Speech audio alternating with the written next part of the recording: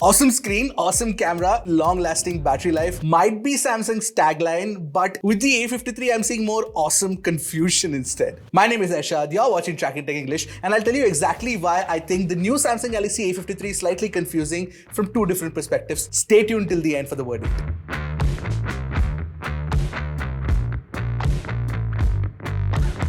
I want to start off with what's new inside the Samsung Galaxy A53, and it is that new Exynos 1280 system on chip, which is a 5G chip and is based on a 5nm fabrication process. And the first thing that we did is we ran benchmarks, and Antutu and Geekbench throwed up scores that were very similar to the Snapdragon 695. But what's good about the Exynos 1280 is that it doesn't throttle too much.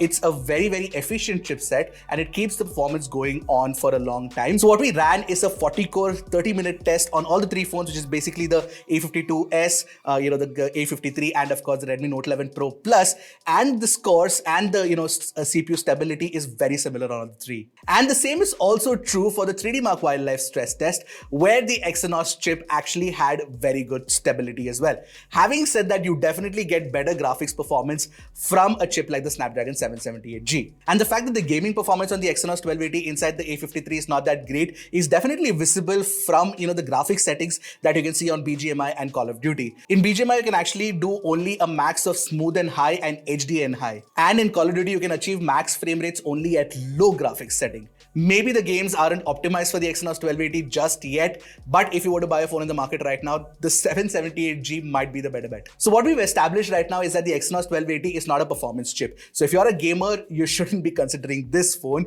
In fact, under that 35,000 price bracket, you can get way better phones with flagship specs that can do gaming really well. For example, the iQOO 9 SE, which comes with Snapdragon 888. Now, what's also changed is that compared to the A52 and the A52s last year, the battery capacity has also been increased from 4,500 mAh to 5,000 mAh.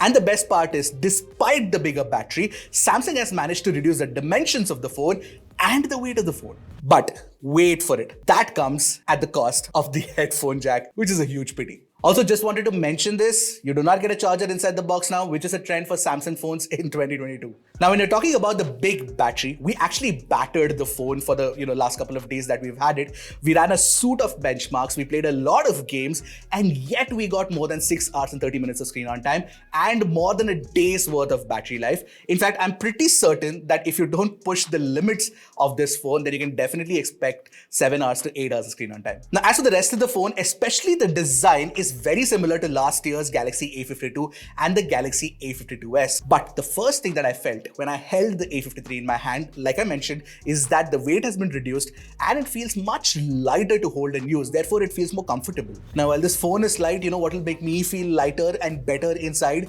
is if you hit that red subscribe button and the bell icon right next to it to get notified whenever we put out an awesome new tech video, and maybe even like and comment below because the YouTube algorithm, promotes such videos to more people. Now, something else has also changed on the Galaxy A52s, and that is a little bit of the design specs. You'd still get that 6.5-inch Super AMOLED panel, but the brightness has been bumped up from 700 nits to 800 nits. Therefore, it's nice and bright when you take it outdoors. Also, one thing that I must mention is that the A53 now comes with a 120Hz refresh rate panel, which is actually higher than the 90Hz on the A52, but the A52s actually had a 120Hz refresh rate panel. But again, while this is a great Samsung display, you do not get HDR video playback on YouTube and on Netflix. Looks like all the brands sat together in one table and decided what's good for people, what's not good for people, and decided to cut out HDR playback inside mid-range phones to save some costs. Also, what's a part of the display is that optical in-display fingerprint scanner,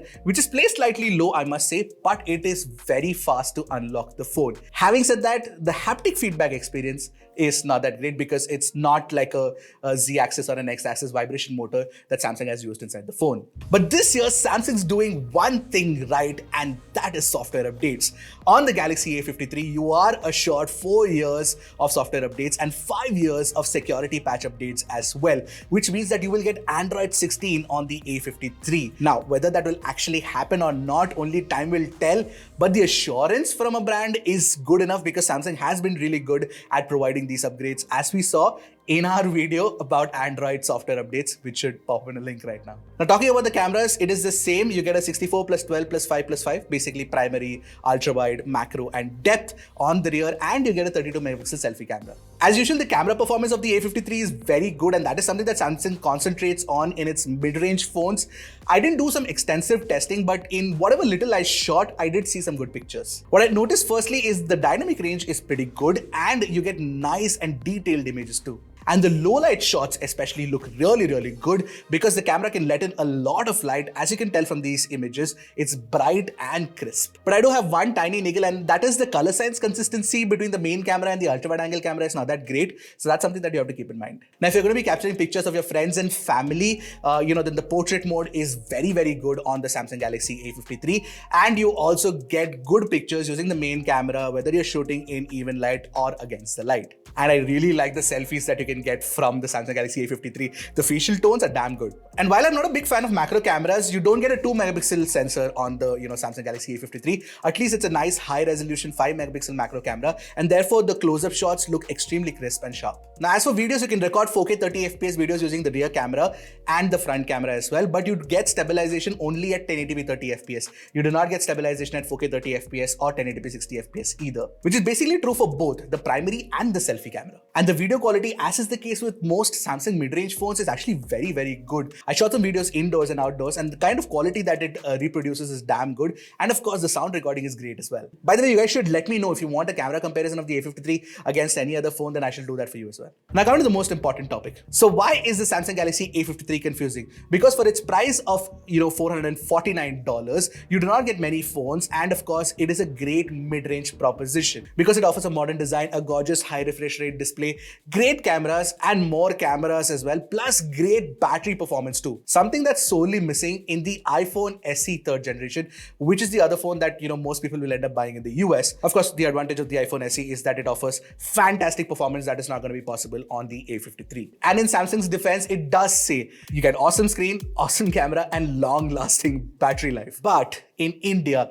there are way too many good options, alternatives in this price range, including the recently launched iQOO 9 SE, which offers excellent performance, great cameras, and of course a decent battery life as well. The only Achilles heel of the iQOO 9 SE would be the software isn't as polished as One UI, and of course you don't get the assured 4 years of software updates. Now, if you're looking for something from Samsung itself, you also again get many options. For example, the Samsung Galaxy A52s itself is available for the same price as the A53, and you can get some older phones like the Samsung Galaxy S20 FE for about that same price, which definitely makes it a better option compared to the Galaxy A53. So yeah, you have varying perspectives to look at.